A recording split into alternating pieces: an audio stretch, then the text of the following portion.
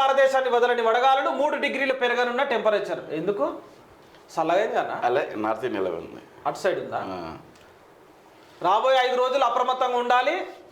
IMD ఇక వాళ్ళు చెప్తారు ఎలినో గ్లోబల్ వార్మింగ్ కారణం ఈ ఏడాది 30 ఏళ్ళ తర్వాత ఇదే ఎప్పుడు అదే అంటారనే. మళ్ళీ ఏడాది రాగానే 40 ఏళ్ళ ముందు ఎప్పుడు లేకుండా ఇప్పుడే వచ్చింది ఎండ. ఇంత ఎప్పుడు లేదంటారు. ఒకసారి వాతావరణం మారుతుంది, ఎందుకంటే హీట్ అవుతుంది, కాలుష్యం పెరిగిపోతుంది. రెండవది చెట్ల సంరక్షణ లేదు. ప్రకృతి చంద్రబాబు నాయుడు ఉన్నప్పుడు చెట్లు పెంచాలని జన్మభూమి కార్యక్రమాలు బాగుండేది, ఇప్పుడు లేదు.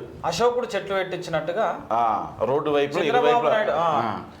ఇగో మన జేబిఎస్ల బస్ ఎక్కి ఇటు నుంచి సిద్దిపేటకు కానీ ఇప్పుడు కాదు నేను అన్నది, బాబు హయాంలా ఇటు నుంచి హన్మకొండ ఇట్లా పోతుంటే చెట్లు ఎట్లుండే, ఆ అట్మాస్ఫియర్ ఎట్లుండే అంటే ఒక బస్సు ఇట్లా పోతే ఒక బస్సు ఇట్లా దిగేది, దిగి మళ్ళీ ఇంకో బస్సు ఇట్లా రోడ్ని షేర్ చేసుకోవాలన్నట్టు. ఆ బస్సులో పోతుంటే ఇటో చెట్టు ఇటో చెట్టు ఇటో చెట్టు ఇటో చెట్టు ఉండి చెట్లు ఇట్లా గుబురై ఇట్లుండేటి. ఎండ ఎంత కొట్టినా కానీ కవర్ అయ్యేది. అట్లాంటి చెట్లు 100 ఫీట్ల రోడ్ చేసినాక చెట్టే లేదే లేదు.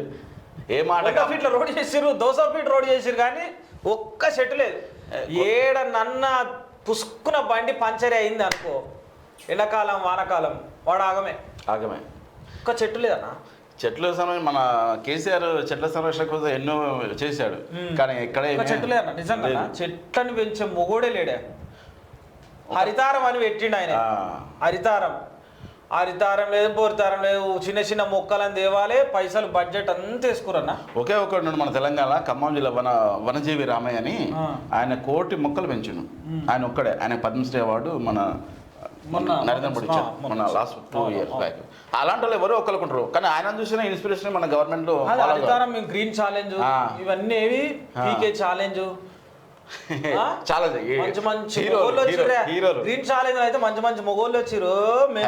ఆడ ఒక్కటే చిన్నది, ఇగో ఆ పొక్కల పెట్ట దోసడు మట్టి పోయా చేయలు గడగా, ఇగో ఇట్లా సంతోష్ రావు, ఇగో ఇట్లా సంతోష్ రావు ఒక్క మొక్క లేదన్నా, ఒక్క మొక్క లేదు.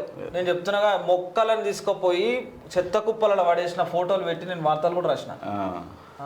హరితారంలో హరితారం అంతా దొంగ డోల్. కమాండ్ కంట్రోల్ సెంటర్ ఇక సీఎం క్యాంప్ ఆఫీసే.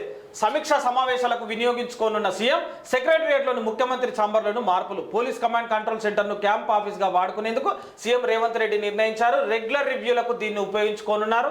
క్యాంప్ ఆఫీస్ లేకపోవడంతో ఇప్పటికే అన్ని సౌకర్యాలతో ఉన్న కమాండ్ కంట్రోల్ సెంటర్లోని సీఎం ఛాంబర్ను సమీక్షా సమావేశాల కోసం వాడుకుంటున్నారు. ఇక డాక్టర్ అంబేద్కర్ సెక్రటరియట్లో 6వ ఫ్లోర్లోని సీఎం ఛాంబర్లోను మార్పులు చేస్తున్నారు. ఇదే దౌర్భాగ్యం, వాస్తు తలకెక్కింది.